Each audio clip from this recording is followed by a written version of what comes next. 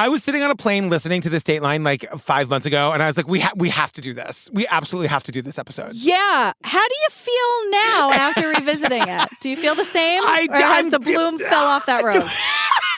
I just want to hear I'm not going to speak in this episode. I want to hear everything you have to say. All right. Well, let's get to it then.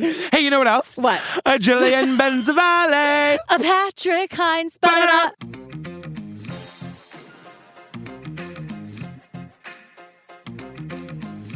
You really leaned, I like that. You leaned into it. I'm trying to find a new way to mix it up. Hi, girl. Hey, girl. Oh, my goodness. Hey, fam. Join us over on the Pates. Look, we're getting close to January. In January, we had a meeting yesterday with the drag queen that we're hiring for drag bingo that we're going to start doing on the Pates. Okay. I'm so excited.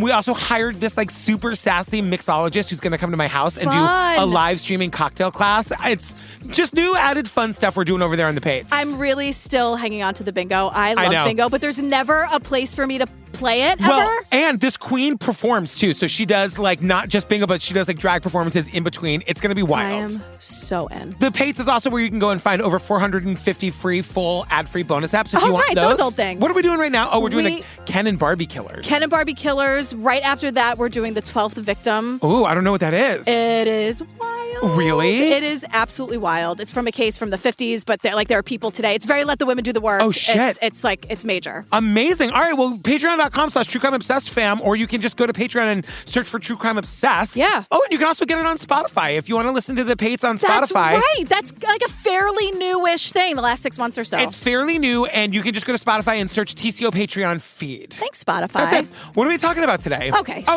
this is my pick. It was your pick. So this is our 10th and final bonus ep of the season. Oh my goodness. As you know, in the last, 10 weeks of the year, we give you some bonus eps. This happens to be the last one. It is an episode of Dateline called Dead Man Talking. Scotland is rich with medieval castles, haunting landscapes, and a present-day mystery that has captured the world's attention. The story's stranger than fiction. This could be a movie. This will be a movie, and it's not over yet. Stop making wait. At the center is this man.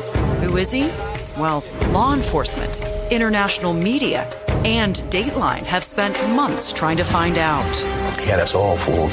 Authorities say he's a wanted American fugitive named Nicholas Rossi. He insists he's an innocent Englishman named Arthur Knight, wrongly swept up in an international dragnet. It's very important that our story is heard.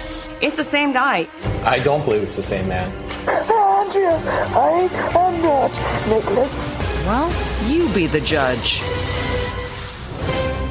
So, we're starting in Rhode Island where we're getting... Wait. Sorry, take it away, GP. We open with Andrea Cannon. Yeah. Who never in a million years thought she'd have an experience like this. She is flabbergasted, bamboozled from beginning to end. 100%. And she also gets mad. Like towards the end, she gets mad. And that one part in the middle. Yes. Like I know. The look on her face is confusion. I know. Terror. She gets to go to Scotland. Mystical, magical Scotland. I know. Which I love, but like Me they make too. it seem very, they're like, oh, the magic and mysticism of Scotland. I know. I'm like, I'm in, sign me up. It rains all the time, let's go. Well, we start in Rhode Island where we're getting the backstory of this piece of shit. His name is Nicholas Alaverdian. Or whatever. Is that how you say it? He's also an innocent British guy named Arthur Knight. His name is Nick Rossi. He's a piece of shit through and through. And he's committed to being a piece of shit. Like committed. Really committed. Doubling down. And, we meet Michael, his uncle, and it's like the only person in this documentary who's here to say anything nice about him. He was like, well, when he was a little kid, he was pretty all right. He's like, he was happy. He laughed all the time. He had a smile on his face. That ended pretty quick. I was going to say, and then we realized that's bullshit too. Yes, totally. So, Michael, are you on my list now too? What's the deal? They say, though, like, I will say this guy had a pretty fucked up childhood. Yeah. And, like, he was probably a monster anyway. Who knows? But, like, those formative years really make a difference in this stuff. Yeah. And we learned that Nicholas's father was a felon, convicted of writing fraudulent checks, dealing drugs, and domestic assault. The situation at home in Cranston, a suburb of Providence, became so dangerous, Michael says Nicholas's mother got a restraining order and went into hiding with Nicholas and his younger brother and sister. The couple eventually divorced. He was a domestic abuser. He like beat his wife. Yeah. And so the bad guy's mother took Nicholas, this guy, and his sister into hiding. Like, it was really, really bad. I mean, to go into hiding, like, that's really scary. They eventually get divorced. But then we learned that by the time Nicholas was 12, his mother could no longer care for him. And he's like put into the foster care system. And we don't hear why. All we know is, quote, she is unable to care for him. Yes. I think what we're going to learn later, it's like, it's not her, it's him. Yeah. It's not that she was unable, because he has a sibling who did not go into the foster care system. No. He was a fucking hellraiser. He was very smartly staying out of this whole thing. I know. We'll never meet that sibling. We're never meeting them. Good. That's right. You stay out of it. You stay out of it. Yep, good thinking. Far, far away. Yep. So when Nicholas was in foster care, he has these stories that he ends up telling people that he was like assaulted and raped and abused on an almost daily basis in these group homes and foster homes, and his life as a young teen was like just abysmal. Miserable. Yeah. So we meet journalist Tom, and he wrote a lot about the case. He was also hired as a consultant for Dateline. Yes. But he tells us that like around this time, like when Nick was like 14, a judge tried to give Nicholas a big opportunity. He arranges for him to get a job at the State House as a page. Mm-hmm. And like those are, if you don't know what a page is, think like Kenneth from 30 Rock. Yeah. They do like the clerical work and like the tours and stuff like that. But at 14, for a kid to be a page at the State House in Rhode Island, kind of a big deal. And Nick thrived. Yeah, we meet Brian Coogan, who's a former state rep. Brian Coogan's going to have some shit to say later, too. What a roller coaster this guy has.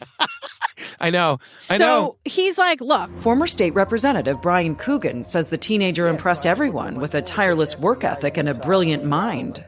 He would read bills that most reps and senators wouldn't read. He'd read it from front to back, learn the laws, know the laws. So he was like a lawyer by trade.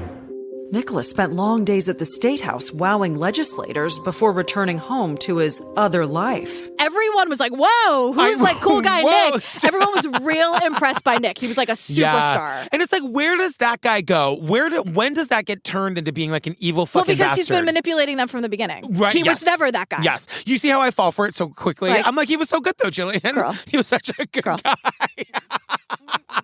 We watched the same episode to the end, right? I know, but I do just want to see the good. I just want to see the good. I know, but be careful with that. I know. I love it too. Yeah. But you got to be careful. Yeah, I agree. So like Nick works at the State House from 14 to 19. At 19, he ages out of the system and he goes to college. And then we learn that 5 years later, he's back at the State House fighting and advocating to change like the policies and the way the foster care system is run. And, you know, having been a foster parent, I can say like these systems do fucking need to be overhauled. Yeah. And this kid who has all these stories of abuse, like he wants to overhaul it and fix it and help kids get the help that he didn't have or make sure these things don't even happen in the first place. Yep. People saw him as, quote, a young shining star on the hill. I mean, he was a rock star to these people. Nick would have his rallies here and ask people to support him, come down. And he'd get quite the audience here of people listening. He would get quite the audience, right? And Nick was a promoter. He knew how to, you know, get his message out. He does get a lot of media attention for this and sympathy from lawmakers. So like not only is he like making a public persona for himself, but like with the most powerful people in the state, he's got a lot of love. Well, how could you not root for this guy? 100%. I was rooting for him 1 second ago. I know. You, not as much. Well, I also watched it. You know what happened. I watched it. So yeah, people are very moved and inspired by him. And he had like powerful people sponsoring his bills. He was like really captivating. And then suddenly, he's like riding high, having the best day ever. Yeah. But then suddenly, out of nowhere, Nicholas calls the press with some bad news. Yeah. He's calling the media to let them know that he has a terminal illness. He's been diagnosed with non-Hodgkin's lymphoma. And of course, the first thing you do is call the press. Yeah, of course. When something like that happens. Well, I mean, that's probably what I would do. Well, pull it back. That's why you have me, girl. Jillian, I have a press release for my terminal illness. Oh, I'd be like, Steve, can we not? I know, Natalie. Like, can we not with this? Natalie, just tell him you sent it. Just tell him you sent it. Yeah, please. What? Because you're going to waffle between like, I need everyone to know, and then like, where, Mom, is that you? Who is that? It's cold. It's quite cold. Grandma? Grandma? Am I the only one who can see her? She looks so beautiful. It is the Garden of Eden.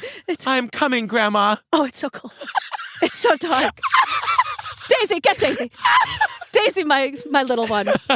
Whatever.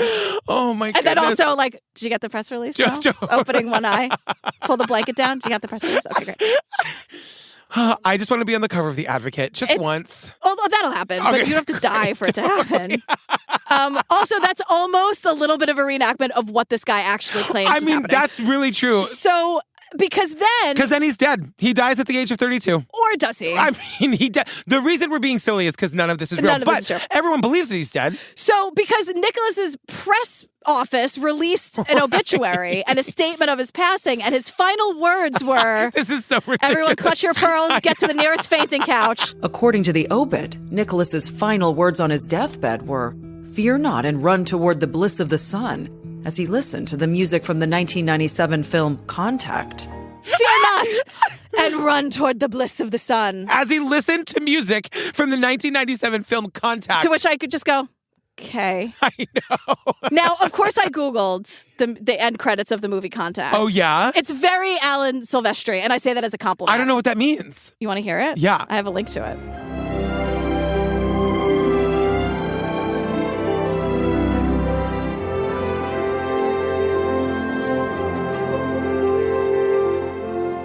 Who was on your deathbed and saying, "My love, I need the end credits from Contact, please"? As you're saying, "Fear not and run towards the bliss of the sun." Like, this just never fucking happened. No, it absolutely didn't happen. So now his poor grieving widow, Louise, wants to have a memorial for him. So she calls Father Bernard Healy from Our Lady of Mercy Catholic Church. And he's like, all right, Louise had a lot of requests. First of all, this guy's like a fucking saint, according to his biography. Literally, well, she sends his bio, and the priest says, you would think it was a cross between Mother Teresa and Nelson Mandela. Now, look, before you come for us, I know Mother Teresa's problematic, but you know what he's trying to say. Yeah, you know what he's saying, right? Yes. And Louise also had a lot of requests. Yeah, 4 or 5 elected officials to speak. Like high-profile speakers at full orchestra, musical She wanted acts. an actual, I thought they just wanted him to play it over the PA. No, an actual fucking symphony. And the priest is like, who's going to pay for that? Like literally. The thing is, it doesn't matter because the cops call the priest and put an end to this memorial mass because they're like, what happened next was almost biblical.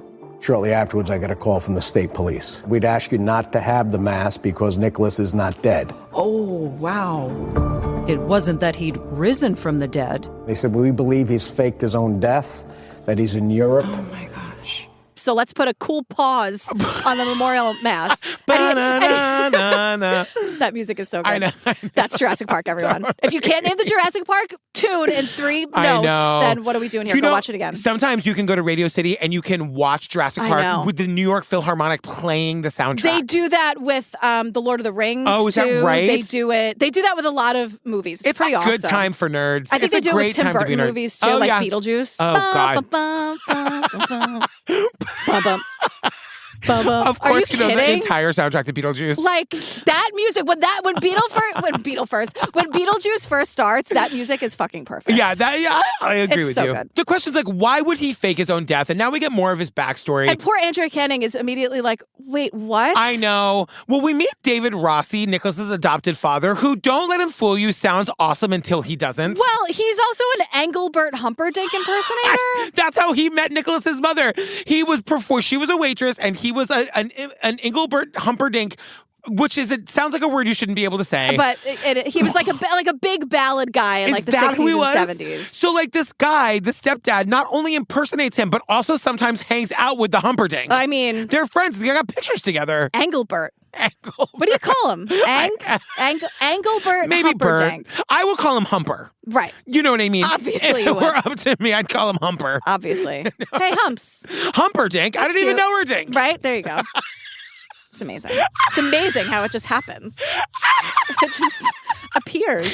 Humperdinck? Humperdinck. I don't even know her dink. Or like Engelbert, or I hardly know her. Does that work too? Poor Engelbert Humperdinck didn't ask for a name like that. No. Unless it's a stage name. Unless his name is Tom Smith, then joke's on me.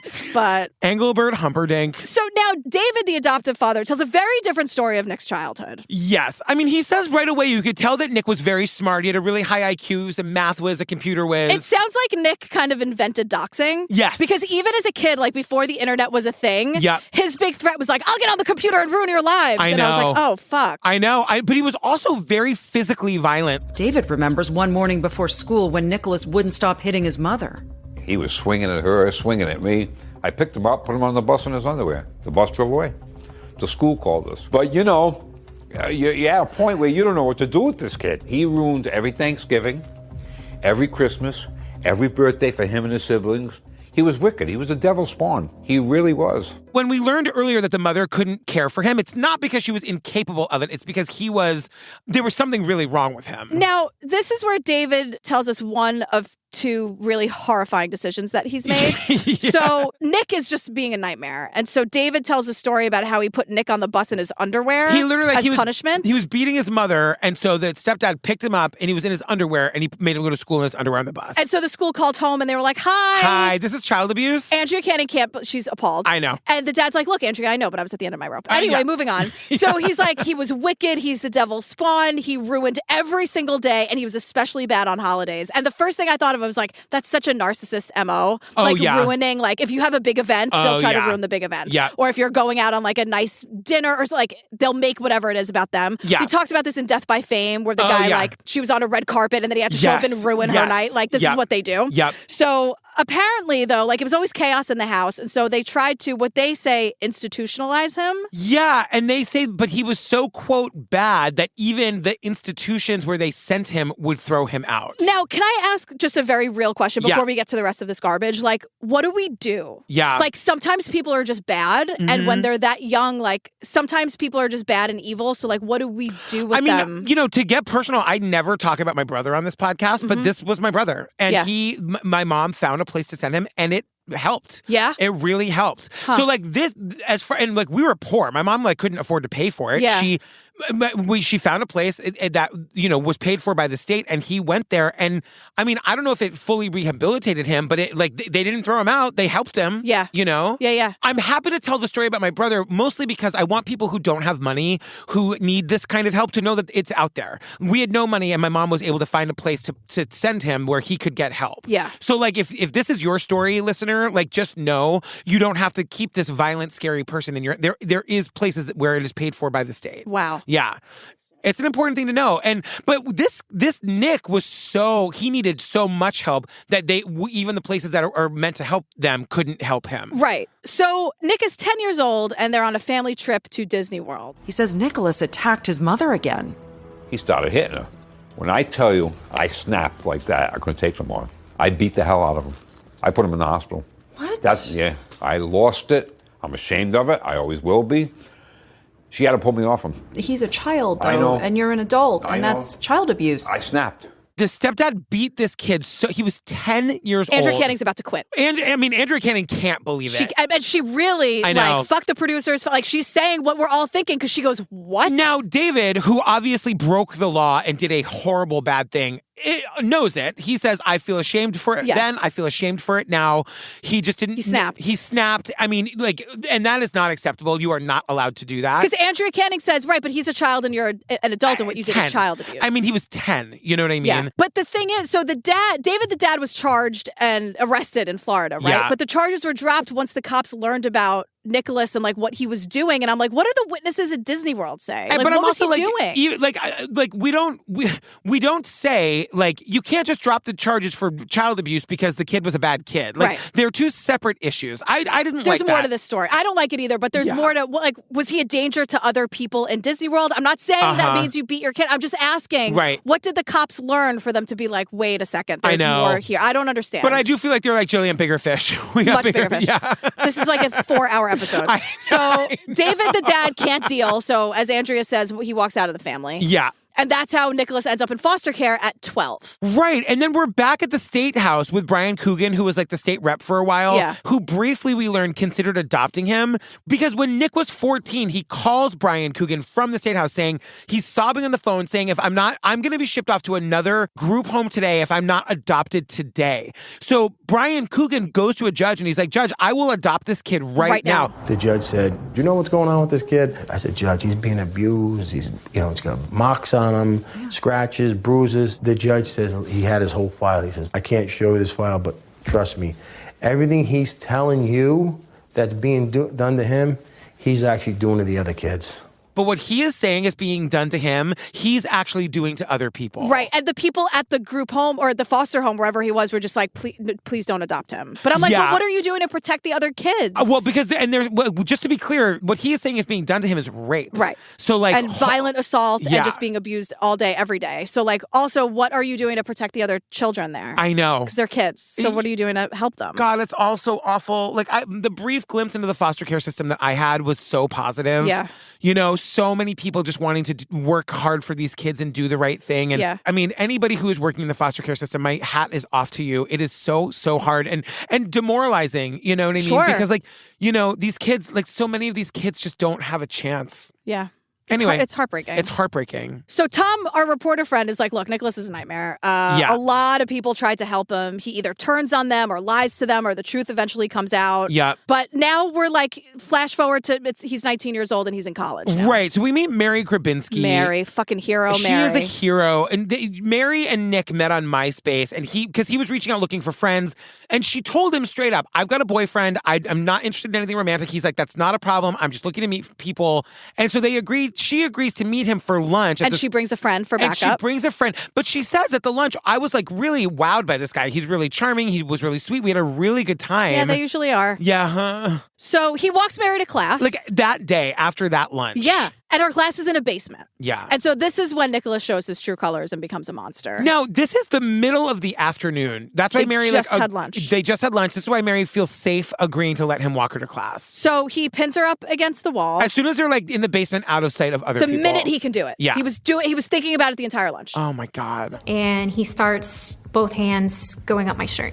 And what are you saying to him? I'm saying, hey, can you please get off me? I need to go to my class. I had a test that day. So I was really leveraging my test. Did he stop? No. He had his hands up my shirt. I just couldn't push him off me. I couldn't push him off me. Yep.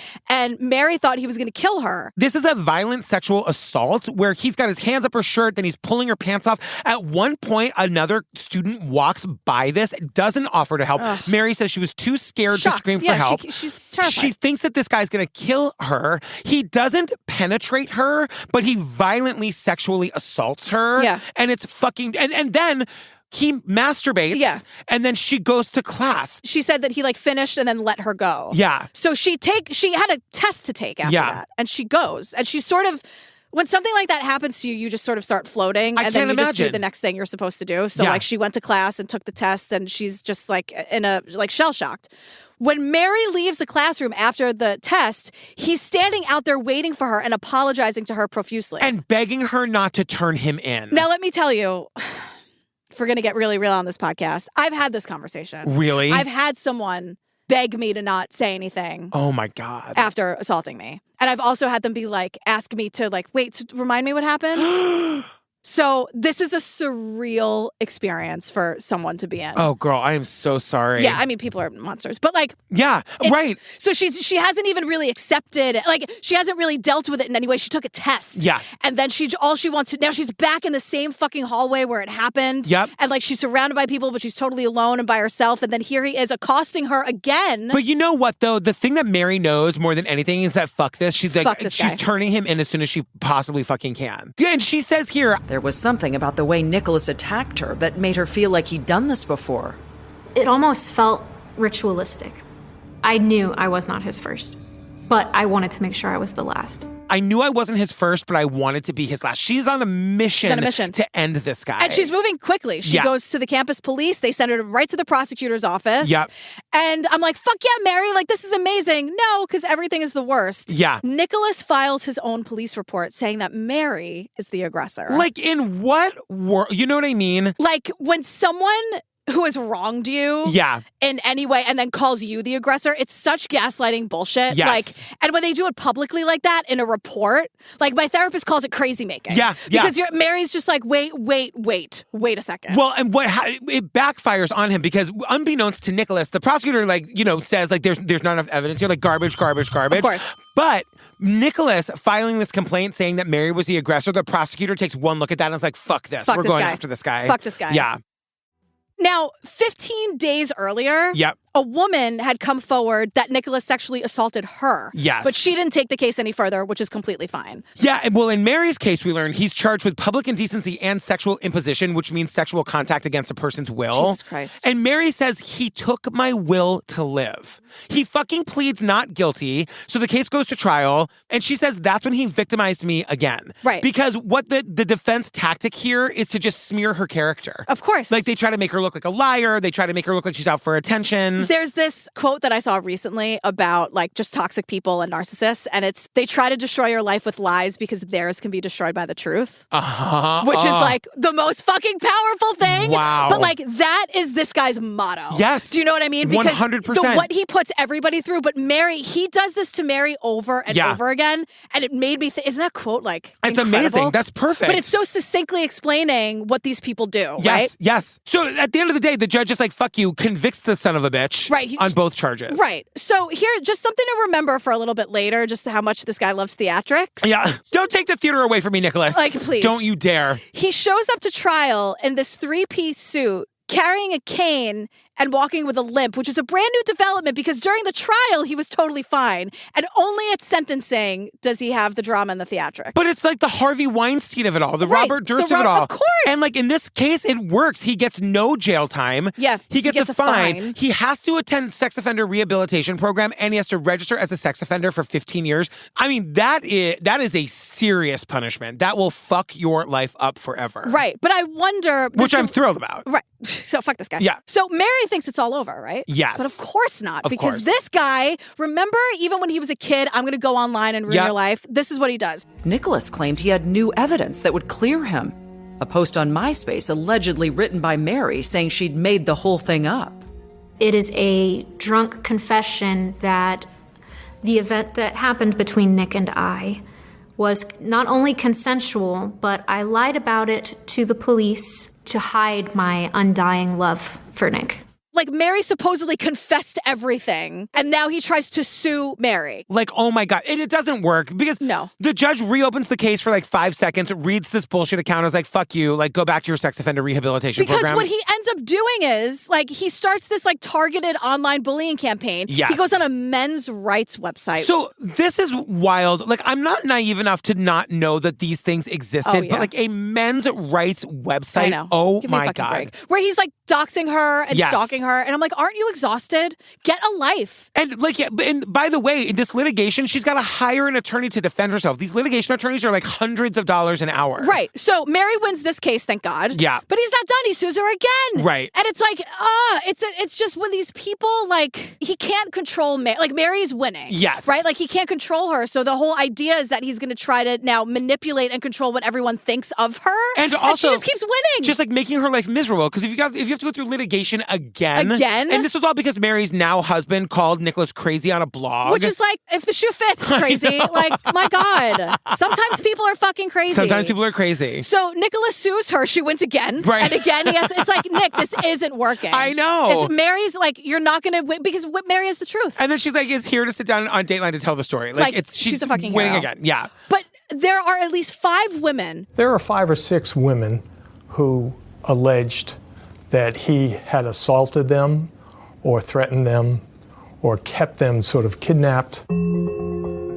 The incidents occurred between March of 2010 and May of 2011. One of them involved someone close to Nicholas, his new wife. One of those women was his wife. I mean, like holding women against their wills. That's one of the things he's charged with. And then being incredibly violent. Yes. Yeah, and we learn about like the call that his wife made. The police arrive. They see bruises on her face. They arrest him. This son of a bitch throws himself down under the table. He will not be... Kicking and screaming. They have to literally pick him up and carry him out to the police cruiser. And use pepper spray. Can you imagine? Andrea Canning. He sounds unhinged. Absolutely, Andrea. Meet you at the bar after this. We all need a cold one. This is insane. I know. Can you imagine the cop that has to say to him, are you going to make me pick you up and put you over my shoulder? What a petulant child. I know. Not getting his way. So the couple eventually gets divorced, thank God. Yes. But the thing is, like, there aren't a lot of charges against him because these women are scared of him. Right. And I don't blame them, like, especially when he's like, I'm just going to go online and make your life a living hell. Like, who wants to go up against someone who can't let anything go? Exactly. And, like, just relentlessly bullies you and lies about you. Like, no one wants to be on the other side of that firing He's probably squad. been bragging about what he did to Mary to everybody who will listen. So people stay quiet. Yeah. So then, oh my God, Nicholas leaves Rhode Island, moves to Dayton, Ohio, where, quote, right out of his playbook, he immediately starts to dazzle the local lawmakers. He begins a nonprofit to revitalize downtown Dayton. Like, what? Yeah, and he's big into the church, too. Right, yes. So he meets Catherine Heckendorn. At church. In 2015. And she's just like, oh my God, he was a church guy. He's 28. Like, this is perfect. And she'd been through a traumatic experience, so she's vulnerable. Well, and she says that he made it clear to her he knows she's been through like a really bad abusive relationship and she should feel safe with him. Right. He's going to take care of her. So they're dating like a few months and he proposes and she's like, no, I'm not ready. Something in her gut is like, I just, no. Yeah. It's like, you could say how safe you are, but if I don't feel safe with you, then that doesn't mean you're safe. Exactly. You fucking idiot. Yeah. So he persists and she says yes. Eventually she says yes. She just gives in. She's like, I always wanted to be a wife and mother. And it just sort of like that desire took over my desire to not want to be married to this piece of shit. Right. And like the minute he gets a yes out of her, they get married the next day at City Hall. Which is just like, and then she's like really disappointed because she wanted like a big fancy wedding with a nice ring. And he gets her like a $25 cubic zirconia ring or whatever. Right. Turned out the cheap ring was the least of her problems. Catherine says the day after they were married, Nick showed a dark side she'd never seen before. I don't remember what the argument was about, but it was the very next day where he lays his hands on me for the first time. Hits you? Yeah. Yes. The day after they get married, the abuse starts. So he's like hitting her, tackling her, restraining her. Right. And during one of the attacks, quote, one of the attacks, she's finally able to get the cops on the phone. Yeah. And the cops take him in for domestic violence. And then they tell Catherine about Nicholas. Wait a second. She didn't know that he was a registered sex offender. Which is why I'm like, I know. Did he not? Because you can only live in a certain area. Yeah. You can't probably work with the church, with the kids, maybe. I mean, I don't know. I feel like if you don't register, you get in big fucking trouble. Well, I think that's what is happening. Yeah, you can't, like, it's not like if you feel like registering, then come on down to the office. No. I know you have to. Yeah. But who's like really knocking on your door being like, did you? Yeah. So they tell Catherine about Nicholas. He's a sex offender. He's an abuser. He's dangerous. They're like, run, girl. Like, run for your life, literally. One of the cops says, I do daily rounds on this house now because of you. I'm afraid the next time I drive by, you'll be chained up in the basement or dead. Oh, my God. Chained. And, like, that's kind of not far from the truth of what actually fucking happens to her. I know. So, and then he's like lying to her, and in total, he stole like $55,000 from her. Yes. Because he lied about everything. Like, he didn't go to Harvard. He just wore the sweatshirt. Like, And he's it's one like, of those. She doesn't just like have a trust fund. This is money that her parents have been saving for her since she was a baby. Yeah. And we learn more about like the actual abuse that she was enduring during this. Like she just lived in fear. He'd lock her in the bathroom. He kept her prisoner. Once he kept her in the bathroom for 2 straight days. Like he was sexually assaulting her. Like she says, I didn't know it was possible to be so alone. It's just like, Catherine, oh my God. Like when she said, I didn't know it was possible to be so alone. Yeah. She says, I didn't know how I could continue to survive. I know. But she survives, right? Yeah. And what she does is she starts recording him. And it is fucking terrifying because you hear him screaming at her, but he's like a petulant child. Yes. He's just screaming. He might as well be like stomping and like holding his breath. He's like such a, and I'm not trying to discount the abuse at all, but when you hear it, he's just like a brat. Yeah. And like, she just can't take it anymore. And like, this is so crazy. Like the kind of control he was trying to exert over her. One day he's like out at work. She gets in her car. She's like, that's it. I'm out of here today. She gets in her car and goes, he's tracking her on like his own personal GPS device. Yeah. So he sees that she's leaving the house. Like unsanctioned, without permission or somehow whatever. got out of the bathroom. Oh, and God. she's driving down the road. He catches up to her. There's like a car chase. There's a car chase. I had run through a red light and kind of like head on kind of T-bone another car. He's there. He sees this happen? Yeah, so as soon as he sees that I get in a car crash, he leaves. He doesn't want to be around when the police show up. doesn't want to be there when the cops show up, so this is when he takes off. And now, luckily, no one was hurt. Yeah. And Catherine, she had 2 dogs, and she left her dogs just to get out of there and figure it out later. And thank God she didn't have the dogs, because maybe the dogs would have been hurt too. Oh my God. She eventually gets the dogs back. But Nick is being a total nightmare, and he's like refusing to give Catherine a divorce. Refusing. Right. And I'm like, wait, but if there's documentation of the abuse. But like, this is what I do not understand. Like, my sister just went through a divorce in Massachusetts. Yeah. Do you know a judge does not have to grant it? Excuse a judge me? can say no. A judge, you have to like prove to the... Not. Where are we? I know. What year are we in? I know. According is this to my Twilight sister, Zone, is Rod Serling going to come out and be like, in a world? Like, can you imagine if the judge is like, I feel like you guys should give it one more try? No. It's like on Mad Men when Joan's doctor tells her that if she gets slutty, he will take her off the birth control. Oh my God. Like, do you remember that? Don't you fucking tell Joan what to do. Do I remember it? Am I in the middle of yet another Mad Men rewatch? Of course I am. Yeah, no, like don't, as you smoking the cigarette. Right, yeah. Fuck that. I know. But she got it. Yeah, what my point here is just that, like, if she wants a divorce, it should just be done in a minute. It shouldn't cost $1,000, and you shouldn't have to prove anything. If you want out of a marriage, you should just be out of it. And the reason he's refusing... Should I run for president? Yes. Okay. The fact that he's refusing, too, should be a major red flag. 100%. Like, I'm really mad about that. I know. The fact that a judge could just be like, I know. You're never moving to Massachusetts now. But is it other states? I'm sure it is. Jesus Christ. I know.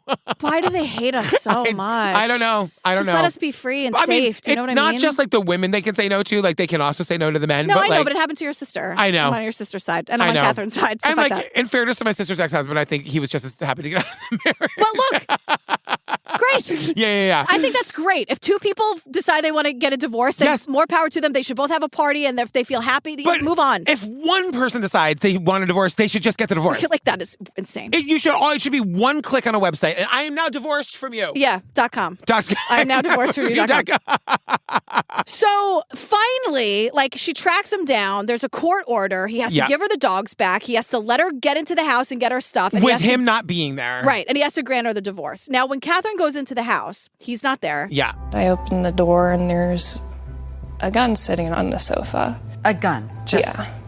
As if Nick put it there to say, I may not physically be here, but I will still make you miserable. There's a gun on the couch. It's like a little message of violence to come for Catherine if she doesn't. The judge said you have to divorce her, guy. So can I ask you a question? Sure. Why are people so obsessed with people? I don't know. When you want somebody get a life. When you want to be out of somebody's life, why can't they just let you go? I don't understand. Do you know what I mean? Or if you're gonna like be screaming, like Nicholas was probably screaming about how much he hated her or whatever, then fucking go. Then go. Go live your life. I know. Girl. I don't know what to tell you. People are miserable. So there's like more and more coming out about Nicholas. Lots of fraud. He's opening 10 credit cards using other people's names. Like this guy is just a nightmare. This I took personal offense to because like the FBI is now trying to track him down for credit card fraud because the one family in Ohio that took him in when he aged out of the foster care system, when he was 19 years old, this family takes him in and like then he fleeces them. He opens 10 credit cards in this family's name. Ugh. Like, can you imagine what a nightmare it would be to have to deal with 10 credit cards that were open in your like that? I know. What a nightmare. I know. And these people are just trying to help him. Yeah. When I got my identity stolen, it was actually pretty easy because I was like, I'm like a single 20-something-year-old girl. I was not going to Baby Gap and the children's place. But like that fucks your credit. Like 10 credit cards that like are not getting paid. Yeah. Ugh. But I wonder if it's so obvious. Yeah. Like, can they just be like, can you watch that Andrea Canning episode of Dateline? Can you just like scrap it? So then we meet this hero cop, Connor O'Donnell. This man is spending his day just doing a routine check on all state registered sex offenders. Just to see what they're up to. Just to see what they're up to see if any of them are like in violation of their parole agreements, and Nicholas is. But also when you're a sex offender and you're in violation, shouldn't someone get a little bloop? I know. Why does Connor have to go searching for it? I don't know. What's the point of the registry then? Let the Connor do the work. I mean, I agree. But then why have a registry? No, I know. Because Nicholas has an outstanding warrant for domestic violence. Right. So and Connor flags it. Maybe this is I'm not saying the system is good, but this is the system we have. Nick had a warrant for his arrest, a technical violation on a domestic violence charge. We went to his last known residence to ensure that he lived at that address, and we were going to arrest him on his outstanding warrant. Was he there? No. And he goes to knock on his door, and Nicholas is not there. So here's the thing. Yeah. When you're on the sex offender list, you have to notify the state if you move. Right. Now, Nicholas didn't do that. Didn't do it. So now there's a new warrant out for his arrest. And These so warrants are piling up. I can't even keep track of them. Connor then gets Nicholas put on the Rhode Island's 10 most wanted list. Oh, my God. And he immediately gets a phone call. Guess from who? From Nicholas himself. From Nicholas himself. Because, Nicholas is like monitoring the internet. Right. And he lives online. Lives online. So he's now lecturing the detective on the phone. I know. But you know what? He's actually right. Because he's saying to the detective, like, you don't understand. I moved out of the country. So I actually, according to the laws of Rhode Island, I don't have to tell you as a sex offender if I'm moving out of the country. He's actually technically correct. But the thing is, he moved from Rhode Island to Ohio. So even during that move, he had to say that he moved, and he didn't. I guess I'll just go fuck myself then? Yeah, absolutely. Okay, great. Inside. Right. Not outside. You don't want to be on a sex offender my list. God. No. Please. So in 2018, he moved to Ireland. Yes. And from there, he went to Scotland. Now, there are like a lot of agencies and law enforcement looking for this piece of shit. We have fraud charges. We have rape charges. And someone finally, the Mariska Hargitay of it all, starts testing the sexual assault kit backlog 11 years later. So this guy's name is David Levitt. He's the Utah County Attorney, which it's an elected position. And he seems like a really fucking good guy. He says, we had sexual assault kits that had been sitting on police shelves for years. It infuriated him that women had filed complaints, subjected themselves to rape exams, but police never followed up. When he took office in 2018, Levitt vowed to change that. If you elect me, I'm going to do something about this, and he does. He does. So they're finding more and more cases, domestic violence charges. And just to be clear, one of the sexual assault kits that he tested came back positive for this Nicholas guy. Right. So now in Utah, which we've never been. This is our first time in Utah. So this is the scope of this guy. Right. So the woman who was raped by him, we get a little bit of information about her.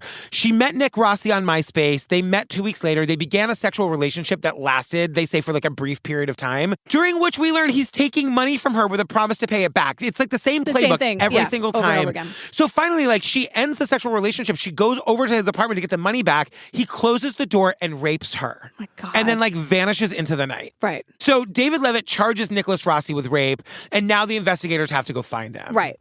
But remember, in Rhode Island, he told everyone he was dying. Yes. He's fake coughing. He has this raspy voice. Right. Remember the guy? He's listening to the music from Contact. Right. And the thing about it, we were talking about this earlier, when he announces that he's dying, he put out that press release, and we're back with reporter Tom. Yeah. Reporter Tom does not want to cover the story of Nicholas dying.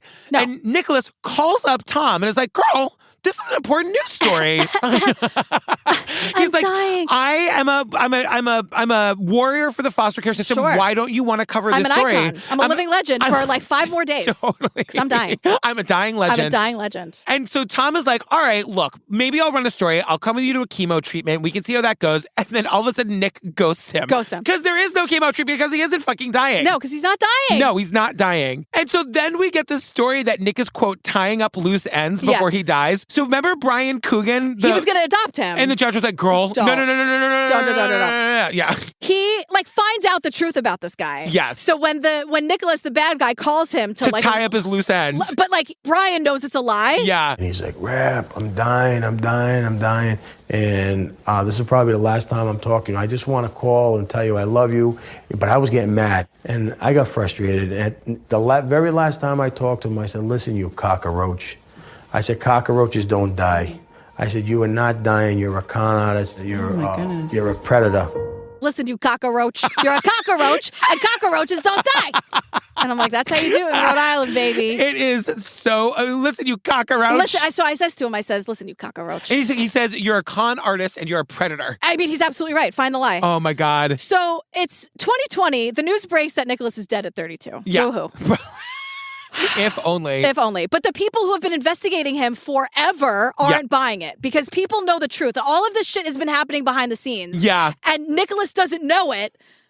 Because Nicholas doesn't know. What I was going to say was that investigator Connor, who was the one who was like just scrolling the sex offender list to make sure that everyone was doing the thing. I said, when Connor learns that Nicholas is dead at 32, he calls both bullshit and Interpol. Yes. Nice. I got a nice. You got it. I got a nice. You nailed it. Oh, he called both bullshit and Interpol. Proof that you could do two things at once. Totally. But like all these lies are just not sustainable. Oh my God, it was worth it just for the nice. Yeah. I wrote it out longhand and everything. Did. I did. Cute. I got a nice. You did. I got a nice, Aaron. I did it. Extra. A++++. It was great. So remember that memorial service? His wife wanted all the guests in the orchestra. Yeah. And then the cops called the priest to call it off. Yes. But we learn now that the priest can't tell the wife why. Right. To keep it all under wraps. And He's the priest gotta is like, lie. oh shit, I had to lie and then go to confession. Like, priest joke. Yeah, Andrea. Because Andrea's like going to set him up for the softball. No. She's like, how'd you feel about lying? And he's like, Andrea, I had to go to confession. I got a confession to make, Andrea. Get it? I had to go to confession. I had to go to confession, but Andrew's like, Father, you were bamboozled. He's like, I was. Andrea Canning, I know. Never in her life. She took a 3-week vacation after this, and God bless her. I know. She needed it. I know. I feel like at some point she just started having Chardonnay at lunch. I mean, you know what I mean? Poor thing. Piping hot Chardonnay. Now, what's interesting about Louise, the wife, she had a couple memorials going. She did. Just to see which one would stick. Yep. She was trying to get a lot of different priests to agree to this bullshit. Yeah. Meanwhile, the FBI's calling everyone they can, every priest, every memorial. Did you write down what Brian Coogan said when the FBI called him? No, I wrote down cockroach. Oh, yeah, cockroach was good. Okay. He says, the FBI calls me. I was rattled. It was rattled. Oh, what do you fellas want? I can explain everything. I can explain everything. But he says that, like, the FBI is explaining to him that this guy's, like, on the run. He's not fucking dead. And Brian's like, I know he's a cockroach. He's a cockroach. I said it right to his face. But then he goes, but you guys are the FBI. Why can't you catch him? And they're like, girl, it's complicated. Well, and it's also because they tell us here that, like, he's a computer whiz. He made himself untrackable. So, you know, you can track anybody with the internet. What's it called from the internet protocol? The Craigslist killer when they call it the internet protocol address. The IP address. But he says the agent told him Nicholas, the computer whiz, sent them in circles, never in the location that matched the IP address. He says, let me tell you, this kid is so good. One of the best I've ever seen. But as good as Nicholas was at dodging them, his time on the lam was running out. Law enforcement finally found a way to track him down. They couldn't actually track him. Right, until they could. Because they always make mistakes. Yep. This is not sustainable. And he, like, revealed his address. He didn't hide it well enough. They don't really go into detail. Well, September 2021 is when this happens, and we realize, like, it's because he was using some kind of unsecure server because he's in the fucking hospital in Scotland with a severe case of COVID. Right. So, yeah, he's in with fucking COVID. So they arrest him. Obviously, they're like, we got him. They're off to Scotland, mystical, magical Scotland, as they said at the top of the app. But oh no, wouldn't you know it? They get to the hospital room. It's not Nicholas. It's a bow tie wearing British businessman named Arthur Knight, everyone. And like, he is a sight, let me tell you. Okay, we're going to just clear this up right here. Nicholas is going to spend the next 30 minutes of this episode insisting that he's this British guy. He's not. But he's not. He's not Arthur Knight. This is the guy from the entire thing. Exactly. Now he's going to have a respirator that he refuses to take off to help disguise his voice even more. A COVID mask. He's got a ridiculous British accent. Which is kind of British, and sometimes it's Irish, and sometimes it's Indian a little bit, and sometimes it's just bad. It's just but bad. He's hiding behind the mask and the respirator to make it sound like you can't really understand him. Can't really understand him. He gets out of jail because they arrested him. He immediately arranges his own fucking press tour. Well, first of all, he's just like the Penguin from Batman. He's in a wheelchair. He's wearing a hat, sunglasses, the respirator, the blanket over his lap like he's fucking Mr. Burns. Full suit, bow tie, beard, like anything he can do to disguise his identity. A hat, a pocket watch. Like, what is that thing? Like, before you go out, like, take one thing off. This guy did not just read one thing. Whatever. No. Emily Post or whatever the fuck. So he's also sitting down in front of every camera that'll have him. 100%. Just shut up and stop talking. Like when you are caught in your lies, just stop talking. Well, this is also so Andrea Canning hops a flight to Scotland. To the bottom of this Andrea. Look, she was sitting in first class where she was having drink after drink after drink. Just saying, like, texting Keith. But so she gets there and she meets local investigative reporter Jane McSorley. Oh, Jane. I love Jane. I also love that she's named after our favorite bar in New York City. One of the oldest bars in town. Totally. No, Jane is great. She does one thing where I'm like, come on, Jane. I know. We'll get to it. For her Audible podcast called I Am Not Nicholas, she got up close and personal with Arthur when he and his wife Miranda invited her over for dinner. she makes a podcast called I Am Not Nicholas all about this guy. But Nick Arthur. Yeah. Nick. Can we just call him Nick? We'll just call him Nick. And his wife, Miranda, Yes. another wife, invite Jane, the journalist, over for dinner. Now, you have to understand, this is the biggest fucking story in Scotland. It's all anyone is talking about. And Jane is the one they invite over for dinner. Yeah. Now, they just want to figure out this whole mistaken identity thing. You know, because now he's playing Arthur, right? Yeah, Arthur, yeah. oh, come on in, darling. Like, hello, love. Another shrimp on the barbie or whatever. Because that's how bad he is at accents. He's referencing Australian stuff, right? Oh my God. He's got the Contact soundtrack playing in the background. Right, but he also has the top hat and the pocket watch and like the monocle.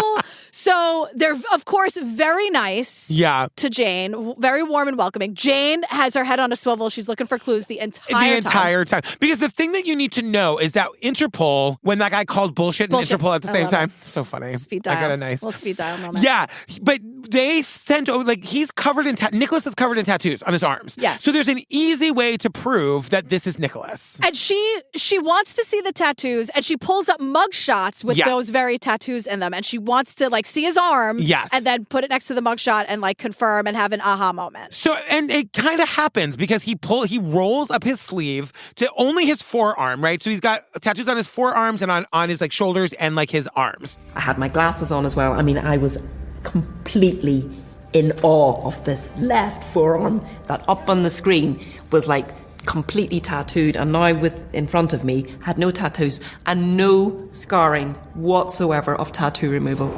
She even checked to make sure he hadn't covered them with makeup.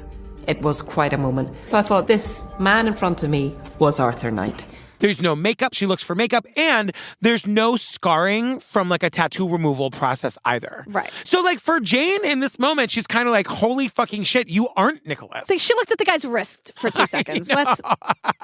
So Jane's like, oh my God, are the cops wrong? Meanwhile, Andrea Canning interviews this clown remotely. Oh my God, this is wild. He has the respirator. His loving wife Miranda's by his side. He can't walk. You can barely understand a word he says. We get a little bit of his backstory here before she goes into the interview. We get a story that is told. Yeah. This guy, through a respirator with a bad accent. Quote, Arthur started his life as an orphan in Ireland, later moved to London, and quote, through grit and determination, worked his way up the corporate ladder in communications. I'm waiting for Miranda to hit play on like, oh, Danny boy. Like, where did that cinematic music come from? Yeah, totally. Playing Danny Boy. An Irish orphan. What was your mother's name? Sophie? I know. Give me a fucking break. But also, as he's talking, he can barely speak. He's gasping for air. I know. Oh. He met his wife Miranda at an art museum in 2011. Their bullshit quote love story. They were friends first, now they're in love, blah, blah, blah. So, like, enough. Oh, my God. But Miranda says, oh, my God, like, we were in the hospital because he's, dying of COVID or whatever. Yeah. The feds show up. The feds ask her to leave the room while they confront and arrest this guy. And she's like, I just overheard the words Utah and rape. And I didn't think anything. And I'm like, Miranda. I know. Miranda. I know. We got another fucking genius on our hands with this one. I know. And she just says, like, the police are calling him Nicholas Rossi. They're saying that international law enforcement agencies are trying to bring him back to the United States. He was told he was under arrest for a rape in Utah. That's all. He's like saying he knew nothing. And then he just starts like ranting and raving. And at one point, he's like, I can't walk. Look at how I can't walk. Let me try to stand up. Let me try to stand up. Exactly. Exactly. So when Arthur fell back into his chair, it was hard not to wonder, was it all an act? This is what people do to me. They call me a liar. They say this. And then stands up and then falls back into the chair. Miranda's like, oh, my darling. Oh, my love. Be careful. And I'm like, I know. Andrea Canning, the eye roll. I know. Because Andrea to us is like, it's hard not to wonder if this was all an act. And I'm like, Andrea, we're almost at the end of this thing. I know. We we're can almost do it, right? But Andrea's getting mad. I've never seen Andrea like red in the face like this. Between the guy who admitted to beating his kid at the end of his rope and this, Andrea's like, girl. I know. Meanwhile, in Canada, we meet Nafsika Antipas. I had to like look her up today. I spent some time on her Instagram. Is she awesome? She's pretty great. I like her a lot. Yeah, she's a TV personality and entrepreneur. Yeah. Another target of Nick's. But she has a vegan cheese company named Nafsika's Garden. Make that make sense. I know. It's like that one time I went to that bad vegan restaurant. And you ate like the vegan butter, right? I had like the nut cheese and I was like, I can't do this. And I was with Steve, who ate both of our meals, not because they were delicious, but because he's cheap and refused to leave there with the amount that we paid having that. He like ate it with a frown. Shots fired. And I drank a full bottle of wine. Jesus Christ. Because I was like, I'm eating nut cheese. And then like had pizza after, please God. 100%. Okay, thank you. Yeah. Just like Sarma did. No, I know she didn't eat the Domino's. Calm down, everyone. Now you're talking to someone who like will actively. I like the meatless meats. Yeah, I like vegan. Like totally. The like chick tenders that aren't really chicken. Like I love all that. Me shit. too. But the cheese is really, really hard to do. You just can't have cheese if you're a vegan. And cheese is like the best. Uh-huh. So if it feels kind of like, oh, you're trying to trick me a little. Yeah. I see right through it. It's very hard to do. So I'd like to try Nafsika's because she's very successful at what she does. She has like 4 seasons of a reality show. Like she's nailing it. And she's like looking for someone to help her with like publicity. So she like scans her shit to Upwork. She finds this guy. His name at the time was Timothy Arthur Nicholas Knight Brown. That's like longer than that Fiona Apple CD title. When the Pawn. Yeah, totally. Tell us about his resume. What was on it? Harvard graduate, experience with PR, marketing, everything I was looking for, he had it on there. And he was an international lawyer, apparently. I kind of thought he was the whole package.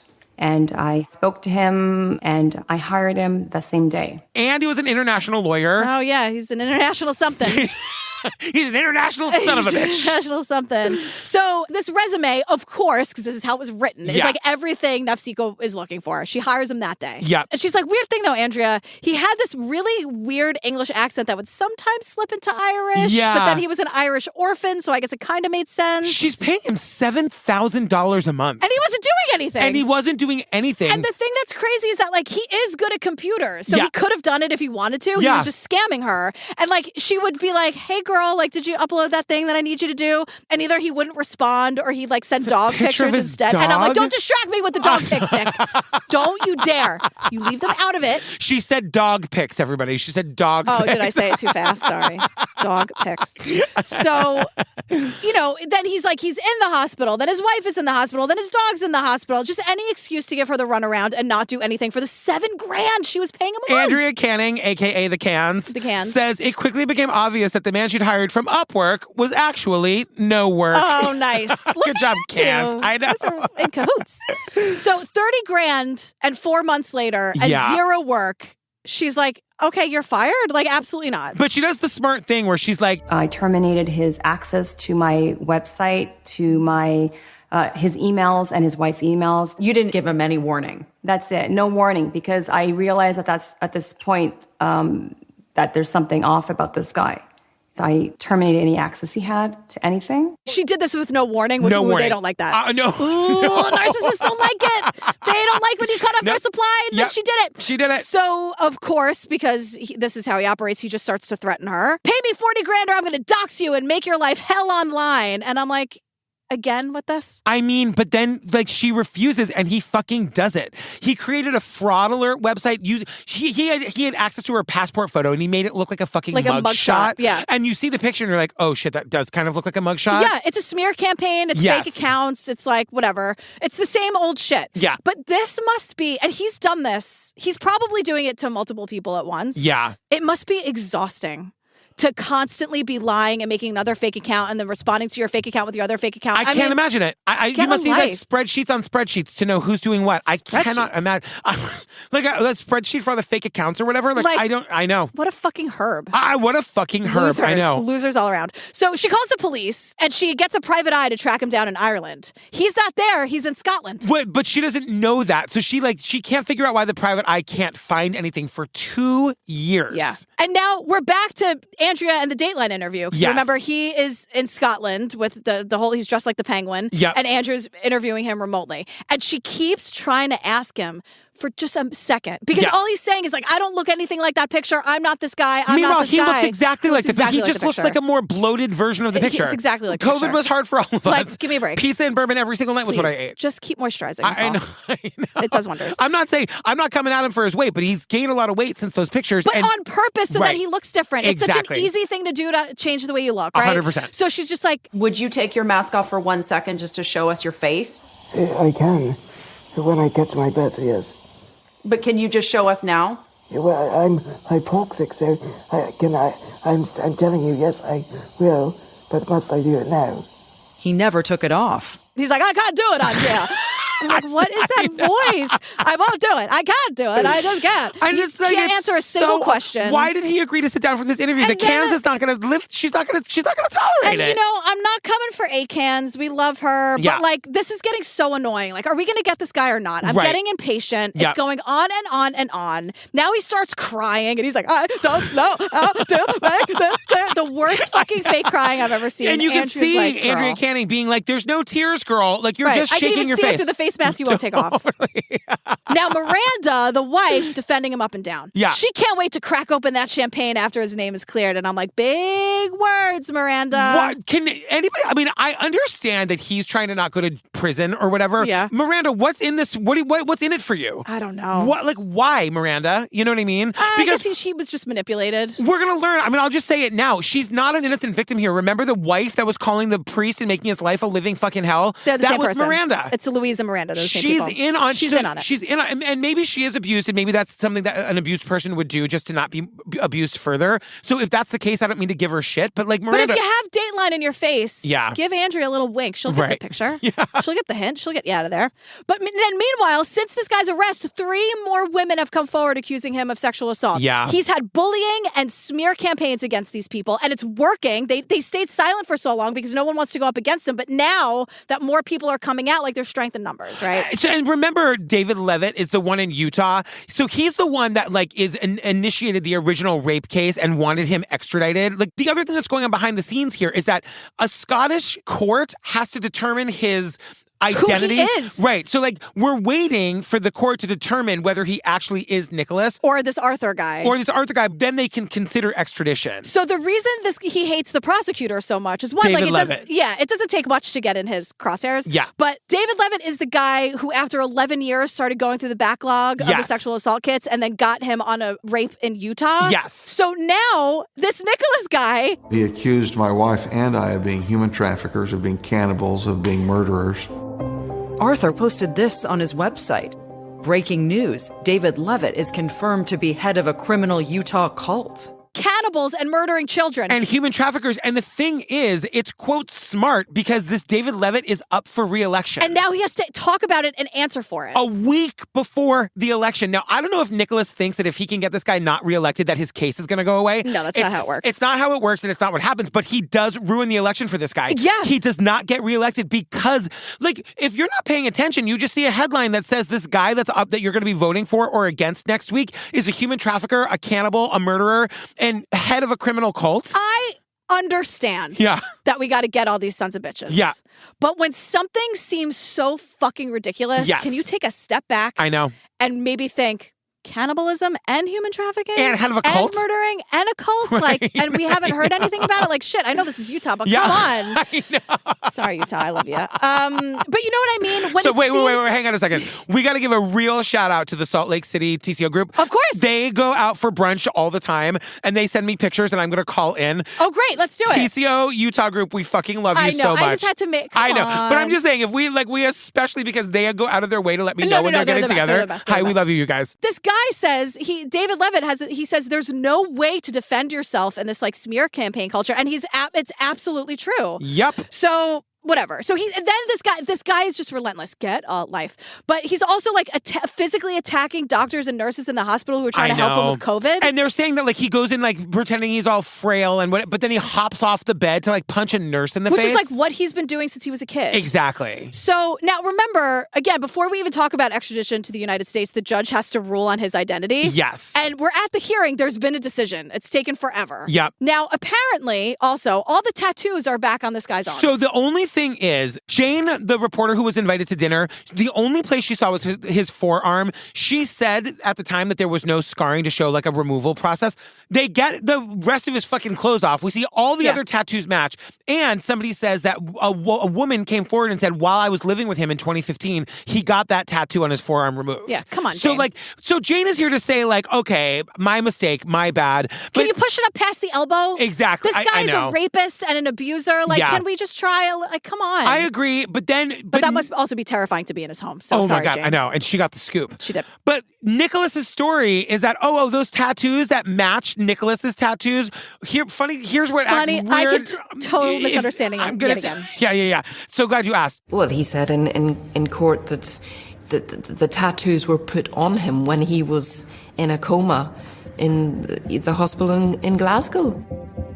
That's right. He told the judge they were inked on his arms while he was unconscious. Those tattoos were put on me against my will. Because everyone's against me. Right. Totally. I'm a victim here. Have you not heard? I'm the one and only victim. I win at victim. I win victim. I win victim, okay? I'm the only victim. No one else can be a victim. I'm the only victim. But the judge looks right at him and is like, fuck off, you're Nicholas Rossi. And like, that's the fingerprints fucking match. And the fingerprints match, exactly. But then he's like, that's fake too. And I'm like, perpetual victim. Oh my God. know. So finally, the judge is like, they're the same person. Obviously. The judge and Jillian Pensavalle. Right? Yeah. So Miranda, then it's like, and Miranda's Louise, the two wives were exactly the same. Yeah. And then the cannibal lawyer. Oh, Fake, he's not a cannibal. Yeah. But the lawyer.